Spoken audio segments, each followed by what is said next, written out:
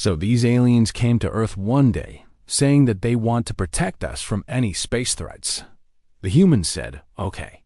However, what they didn't know was that these aliens also had an ulterior motive in mind.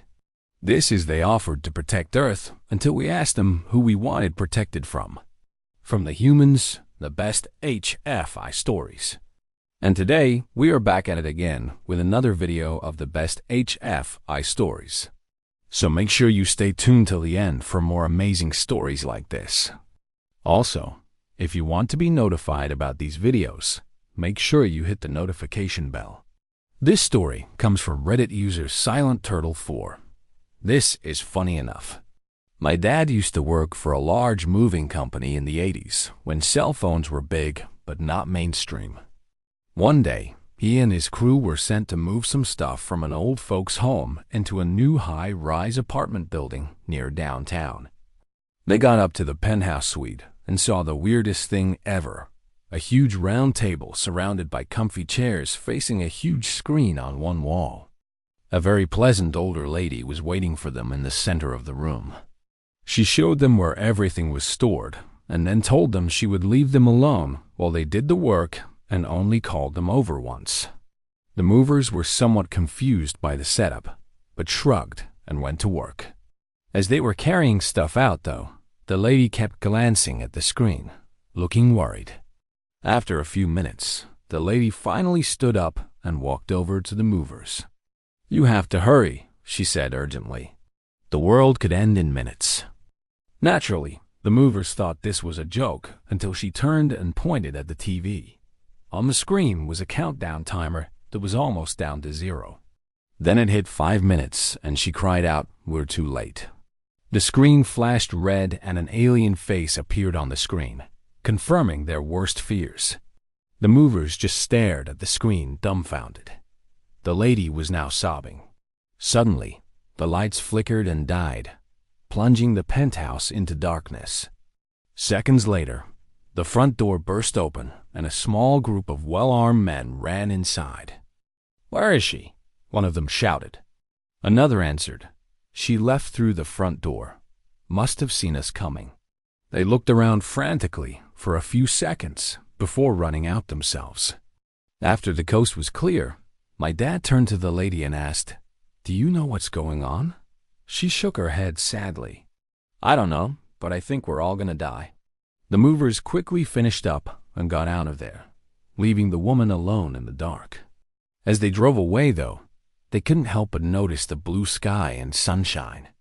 Still, they figured it was probably best not to stick around to find out.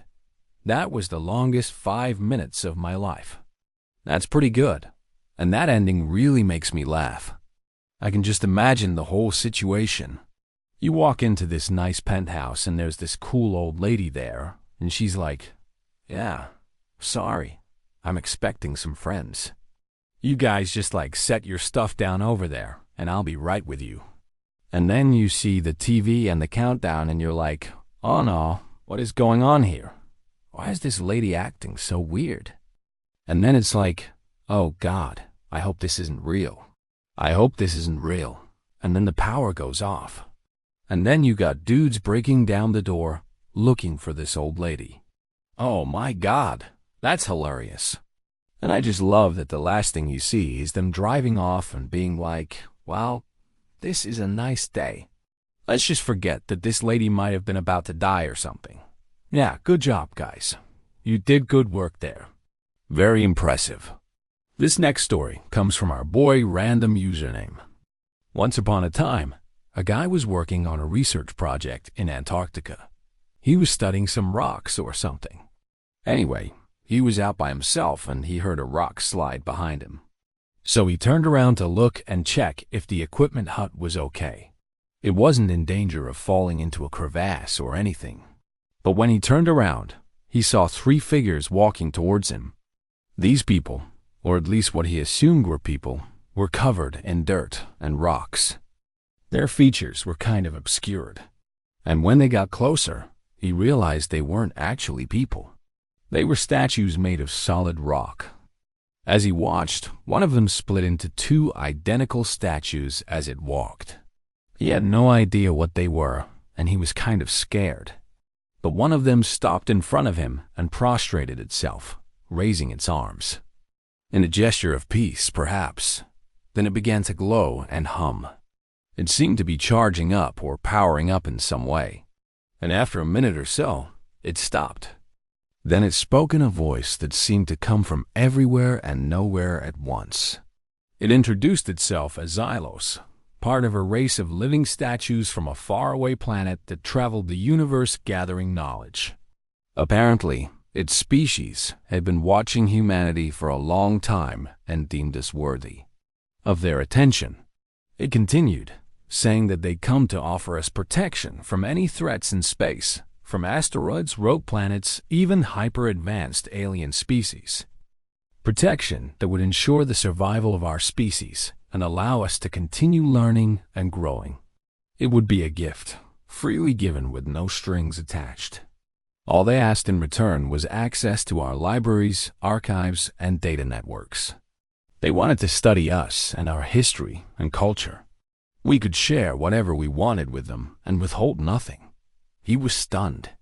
This was unbelievable, obviously, but the implications were staggering. If this was true, then humanity was saved from oblivion. Any threat that might have been out there, anything that might have ended us, we were safe. At least until we died of old age or blew ourselves up. And yet, something about all this felt wrong. Like it was missing something. Like they were hiding something, but he couldn't put his finger on it. Finally, he asked, "What's the catch?" To which Xylos replied, "There is no catch. There are no strings attached. Is there anything else you wish to ask?" He thought for a moment. "Who are you protecting us from?" Xylos paused for a moment, as if considering its answer carefully. "From ourselves," it finally said. "From whoever wishes to harm or destroy us."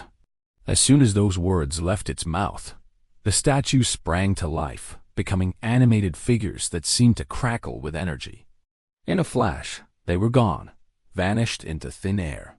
He blinked, and suddenly he was alone again, the wind whistling around him. Had it all been a dream? Was he losing his mind? He rubbed his eyes and looked around. What he had seen had left an impression on the landscape around him, though, like ripples spreading out from where he'd stood.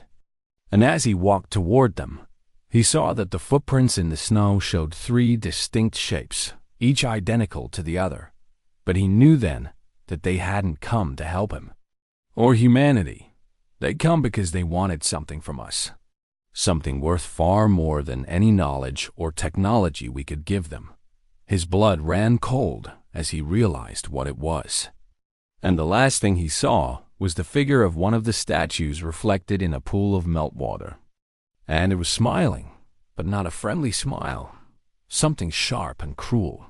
That is terrifying. That is a great story. I really like that one.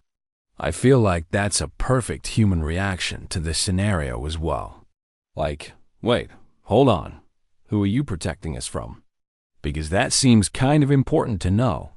And then the fact that they say, "Oh yeah, we're protecting you from yourself," makes me think that, oh dear God, these things aren't here to protect us. These things are here to observe us.